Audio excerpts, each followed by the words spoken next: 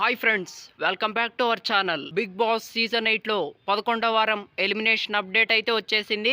So ఆలస్యం లేకుండా let's get into the video. Bigg Boss house నుండి 11వ వారం ఎలిమినేట్ అయిపోయింది, మరెవరో కాదు ముక్కు అవినాష్ అయితే ఎలిమినేట్ అయిపోయాడు. ఆల్రెడీ అన్నపూర్ణ స్టూడియోస్ లో నాగార్జున గారి షూటింగ్ అయితే పూర్తయిపోయిందనే చెప్పాలి.